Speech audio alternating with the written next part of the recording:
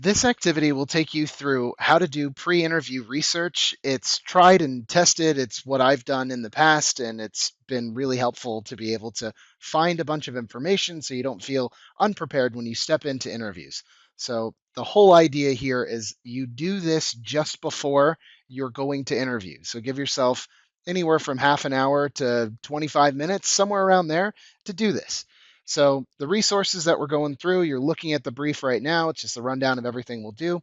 I have a extensive prompt that should dig up a lot of the links and a lot of the resources that you'll need. Beyond that, you can transfer them over to a company notes sheet or document, depending on how you best work.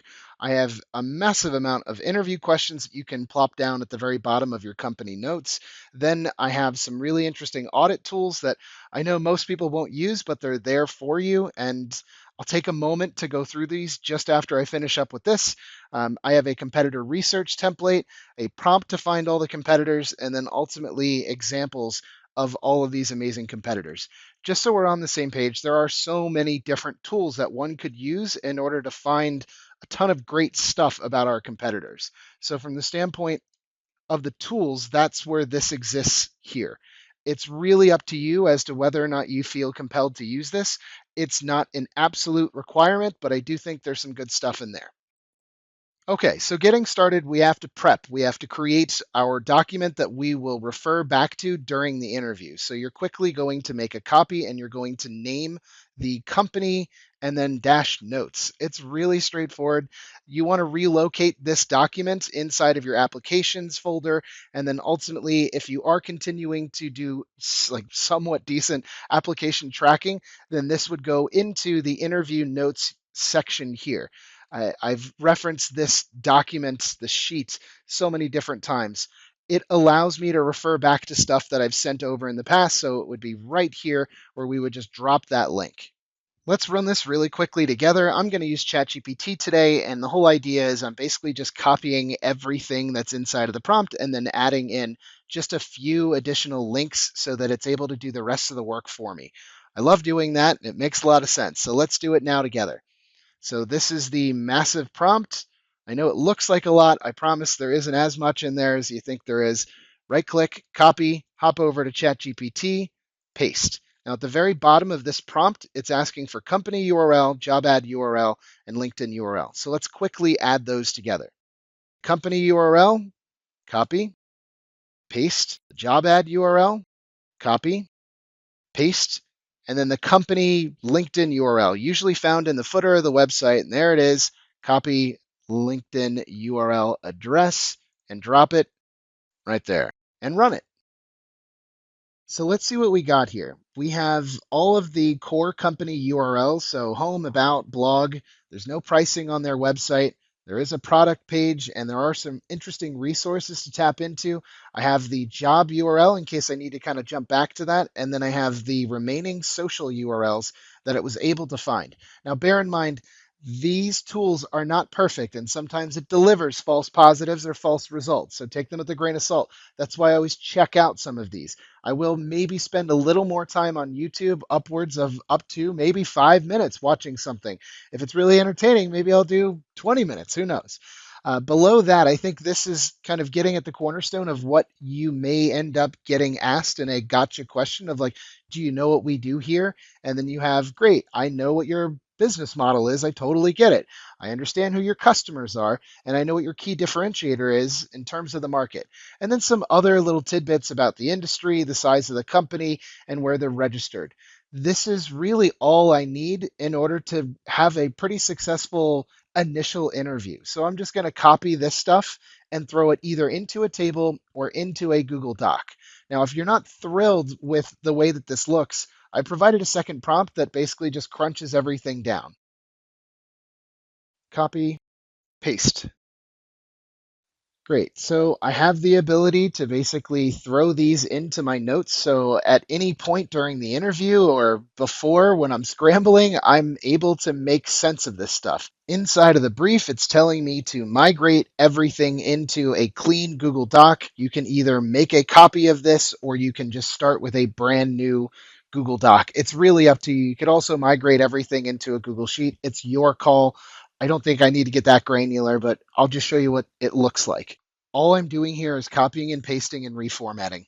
This is what you're left with, something that's a lot cleaner and gives you a high level overview of the company and everything that they have in terms of a digital footprint.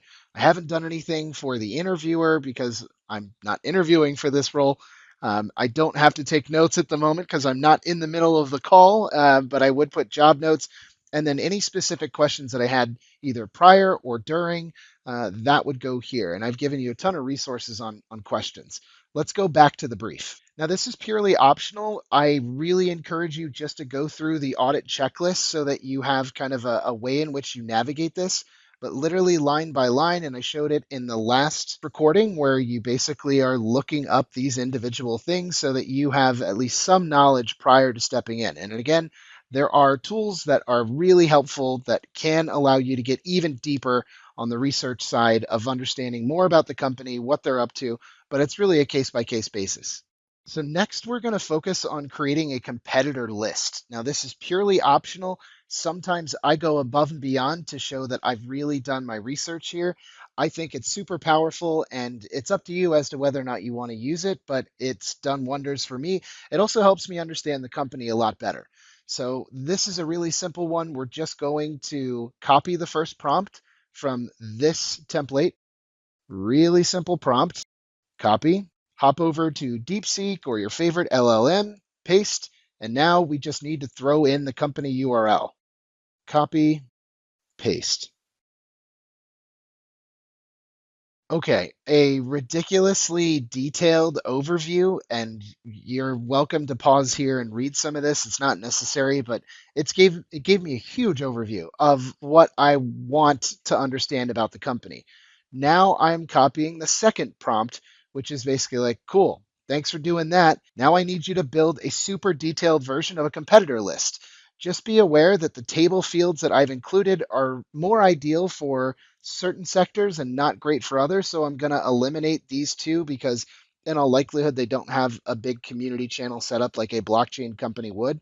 So copy, paste, and then remove the two columns that are not relevant for this niche. This can take significantly longer because it's a lot of data that you're asking for. Perfect. So this is a massive resource, but I'm actually really happy with what it put together here. And yeah, there's just like a wealth of information.